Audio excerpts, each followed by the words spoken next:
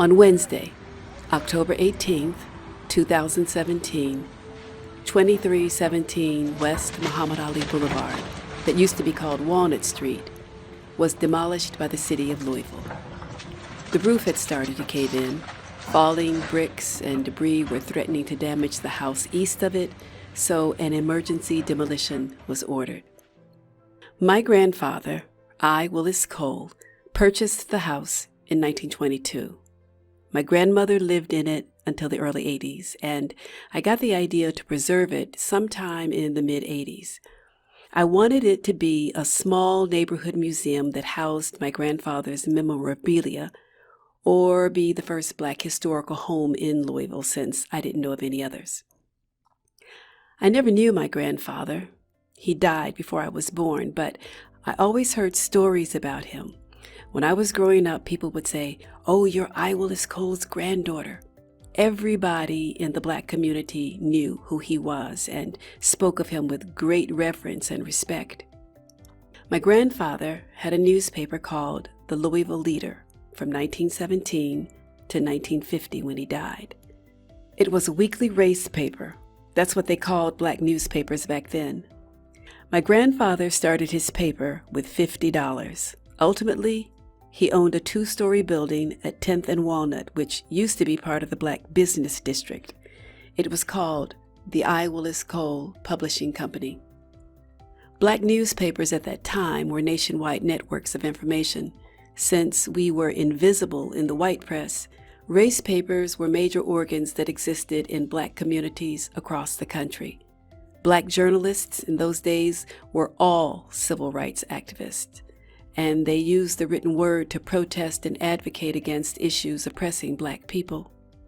My grandfather has been described as a strong-willed, religious, outspoken, and militant man. He was known for his astute editorials, and many of them were published in other newspapers. One slogan for the Leader was, "It is your newspaper. It is militant, but stable." But his activism went beyond the printed page. He was slated to run for state senator on the newly formed all-Black Lincoln Independent Party ticket in 1921, and there is the Bard Fleming case he fought with his mentor and colleague William Worley to keep 2 Black men from being hanged in Madisonville, Kentucky, for allegedly raping a white woman. I was even more fascinated about my grandfather after the University of Louisville archives put a substantial collection of the Leader that my dad had saved on microfilm in 1977.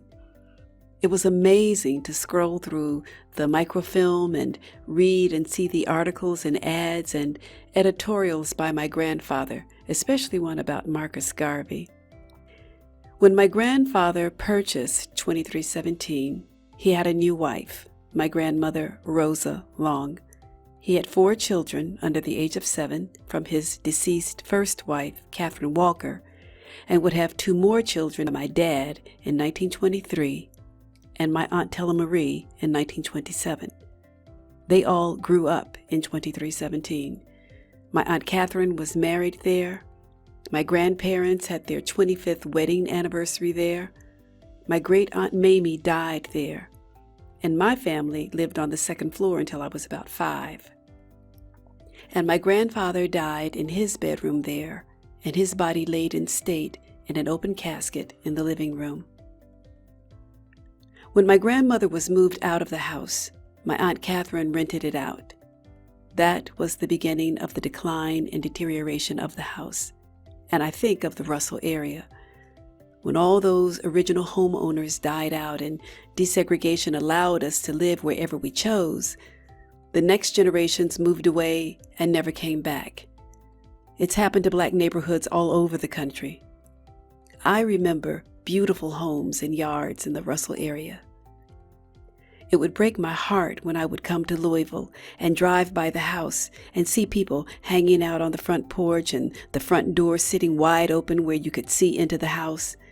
And then crack came to town, and it blighted the whole neighborhood. When the last renters were removed from the house, it was boarded up. We had to get a dumpster to clean it out. The kitchen was infested. literally covered black with roaches.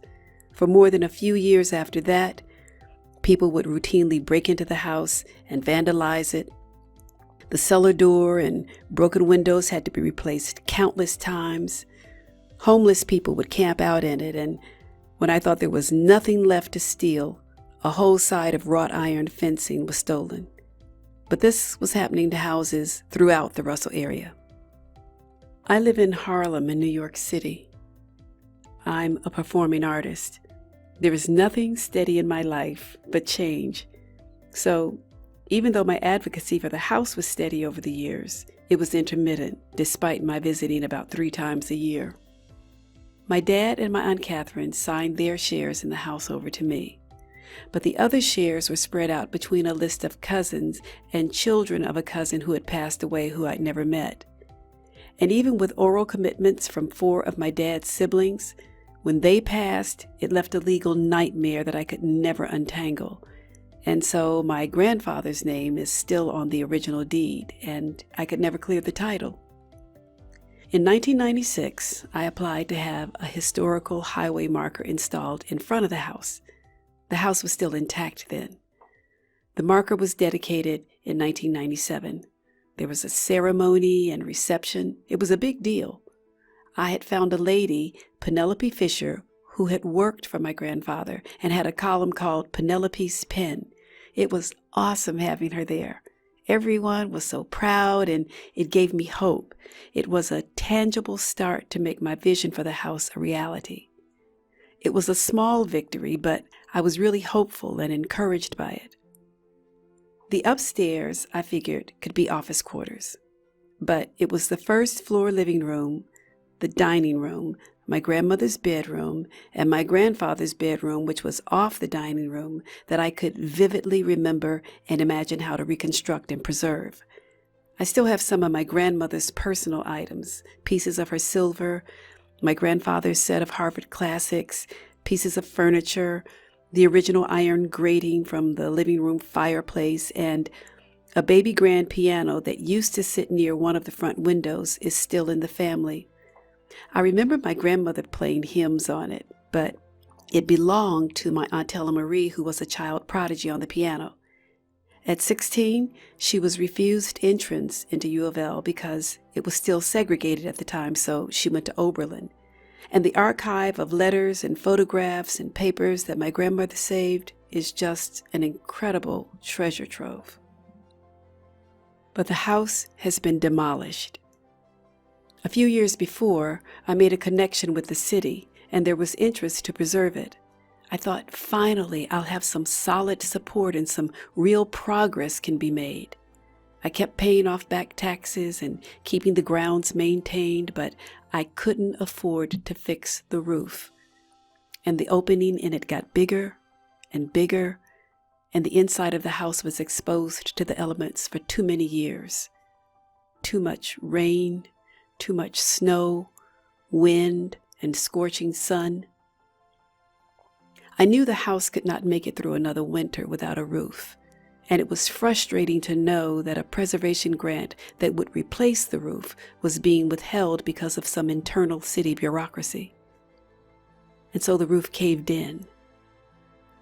I cannot dismiss the role my family played in the demise of the house, but this did not have to happen.